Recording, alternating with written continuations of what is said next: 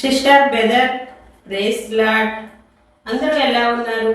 బాగున్నారా?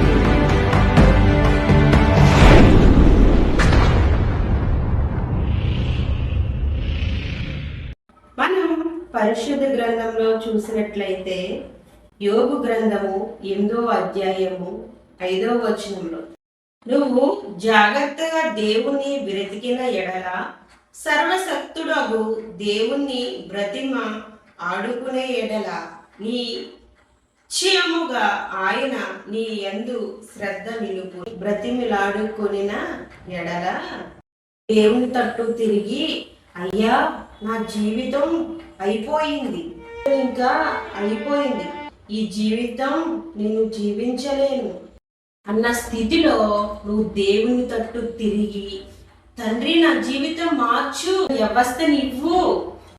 నువ్వు దేవుణ్ణి బ్రతిమిలాడుకుంటున్నప్పుడు జీవితాన్ని దేవుడు ఎందుకు మార్చడు? నువ్వు దేవుణ్ణి బ్రతిమిలాడుకుంటున్నప్పుడు దేవుడు నీ యందు శ్రద్ధ, దేవుడు వాగ్దానంతో మనతో మాట్లాడుతున్నారు. దేవుణ్ణి బ్రతిమలాడుకోవాలి. చూడండి, మనం అనేక సార్లు మన జీవితంలో బలహీనుల్లాగా ఉంటాం. అతను మన మీద ఉంచే శోధన ఎదుర్కోవాలి. శోధన మనం ఎదుర్కోలేక బలహీనులు అయిపోతా ఉంటాం.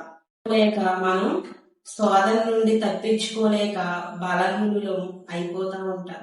అతను మన ముందు ఉంచే శోధనను మనం ఎదుర్కోలేక తప్పించుకోలేక మనం బలవంతులం అయినా కూడా మీ జీవితంలో మనం ఏదైనా విజయాన్ని పొందాలి. అప్పుడు ఇది మన వల్ల అవుతుందా? మనం చేయగలమా అంటావా? ఇది మన వల్ల కాదులే అనే ఆలోచన అతను నీలో ఉంచి నిన్ను నిరాశపరిచి నేను ఆ విజయానికి పొందుకోలేకుండా చేస్తుంది. ఈరోజు అటువంటి పరిస్థితిలో నీవు ఉన్నట్లయితే ఈ యొక్క యోగ్దానాన్ని క్లెయిమ్ చేసి ప్రార్థించు. దేవుడు తప్పకుండా మన జీవితాల్లో ద్వారాలు తెలుస్తాడు.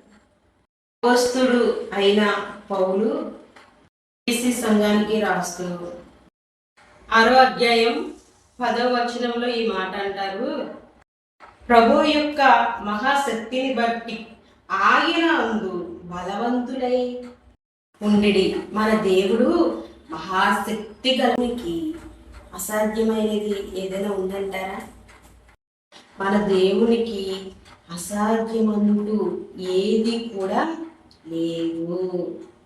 ఈ జీవితంలో ఏదైనా అసాధ్యం అనిపించవచ్చు, దేవుడికి అసాధ్యం అంటూ ఏమీ లేదు. ఎందుకు అంటే దేవుడు సర్వశక్తిమంతుడు, కలగజేసిన దేవుడు.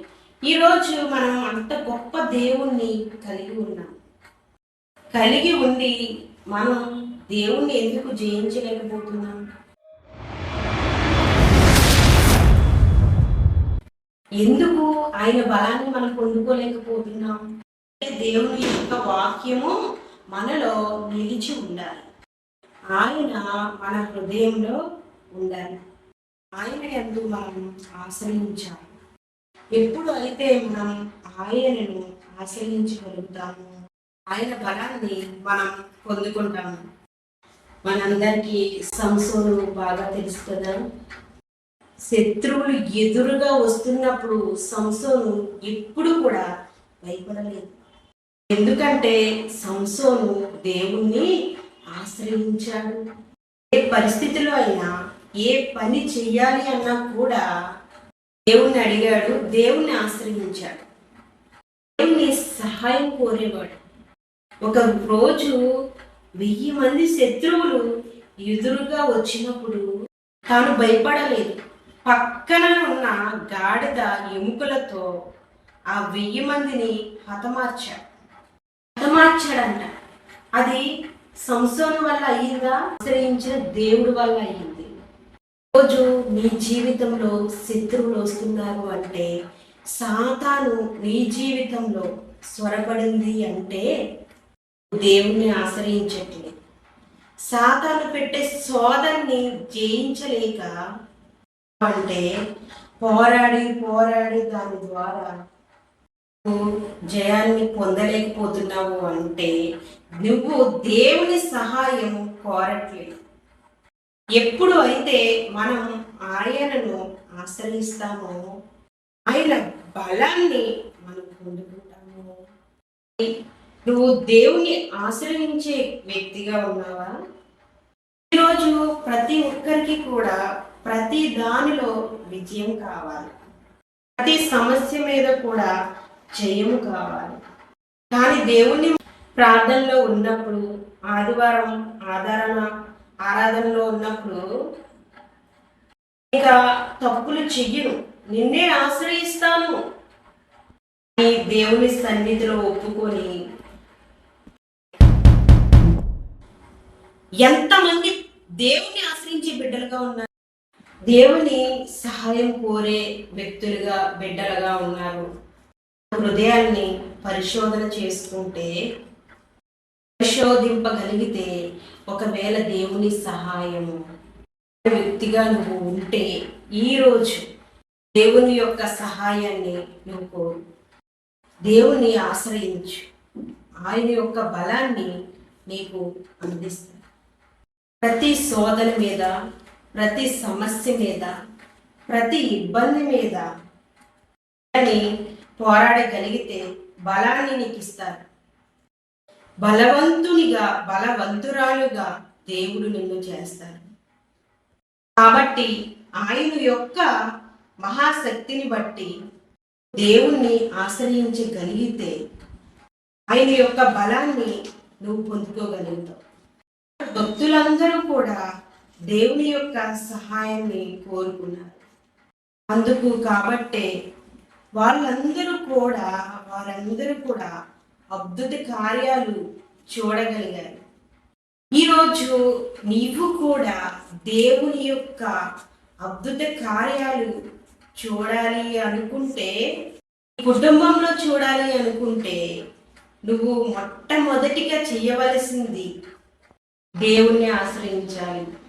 కీర్తనల గ్రంథము 91 అధ్యాయము చెబుతుంది కదా, నువ్వు ఎప్పుడు దేవుని ఆశ్రయిస్తావో నీ గుడారముకు ఏ తెగులు రాదు. ఏ తెగులు రాదంటండి, దేవుని కాపుదల నీకు ఉంటుంది. ఆయన దేవదూతలు నిన్ను ఎత్తి పట్టుకుంటారంట. కలిగి ఉంటావా? మనం ఎందుకు భయపడాలి? ఎందుకు బలహీనుల్లాగా ఉండాలి? దేవుని ఆశ్రయించు, దేవుని యొక్క మాటల ప్రకారం జీవించు. ఈరోజే యేసుని నా సొంత రక్షకునిగా అంగీకరించు.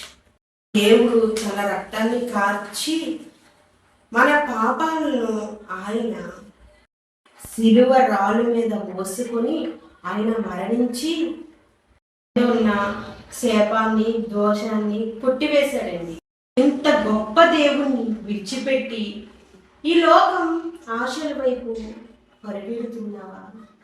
పరిగెత్తి పరిగెత్తి పరిగెత్తి పరిగెత్తి పరిగెత్తి చివరకు నరకానికి వెళ్ళిపోతున్నారు.